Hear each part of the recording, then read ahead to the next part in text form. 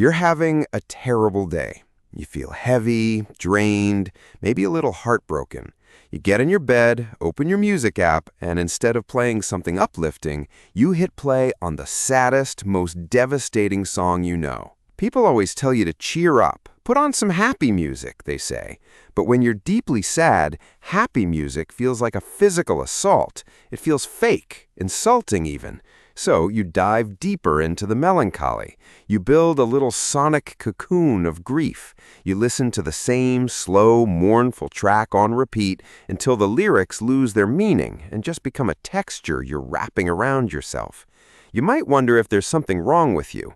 Why, when you're already drowning, do you choose to listen to the rain? Society treats sadness like a glitch. We're taught that negative emotions are problems to be solved immediately. So when you actively seek out sad music while you're already in a low state, it looks, from the outside, like self-sabotage. It looks like you're intentionally keeping yourself stuck in the dark. Friends and family might even worry about you. They see you brooding with your headphones on and assume you're spiraling. And let's be honest, there is a distinct kind of pain in those moments. You feel the lump in your throat getting larger. You feel the ache in your chest intensifying as the cords swell. It seems entirely counterintuitive to human survival.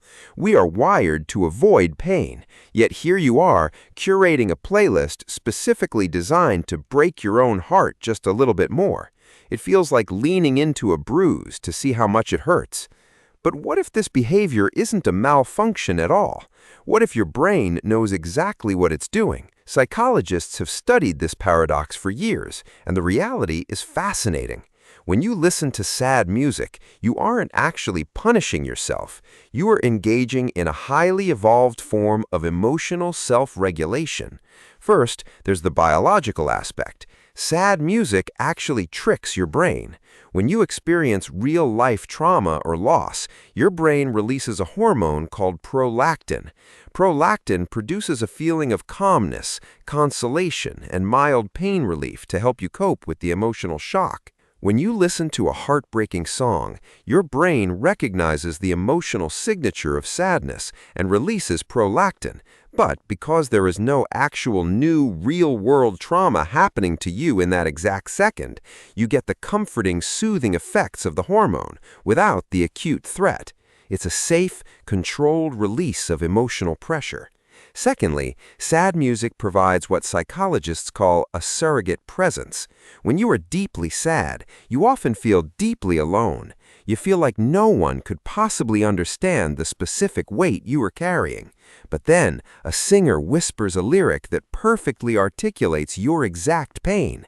In that moment, the music acts as an empathetic friend. It's a voice in the dark saying, "I have been here too. You are not the first person to feel this." It allows you to process your emotions by proxy. It gives your chaotic, infinite-feeling sadness a container with a beginning, a middle, and an end, making it manageable. Think about the last time you were overwhelmed. Maybe your relationship ended, or you just felt a vague, heavy numbness you couldn't shake. You didn't want to talk to anyone because talking requires energy you didn't have. Explaining yourself felt impossible. So you put on your headphones. Maybe you stared out the window on a long car ride, watching the streetlights blur in the rain, letting a slow piano melody wash over you. Or maybe you lay on your floor, staring at the ceiling, letting a melancholic indie track play for the 5th time in a row. In those moments, the music didn't demand anything from you. A friend might try to fix your problem. A parent might give you unsolicited advice, but the sad song just sat beside you in the dark. It gave you permission to drop the mask. You didn't have to pretend you were fine. The music validated the reality of your inner world, reflecting your grief back to you in a way that felt beautiful rather than destructive. However, there is a distinction we need to make. There is a line between processing and ruminating. Sad music is a tool. When used healthily, it helps you feel, process, and eventually release an emotion. You have a good cry, you feel understood, and then slowly you feel a slight lifting of the fog. The music helps you move through the emotion. But sometimes we use sad music not to process, but to anchor ourselves to a feeling we're afraid to let go of.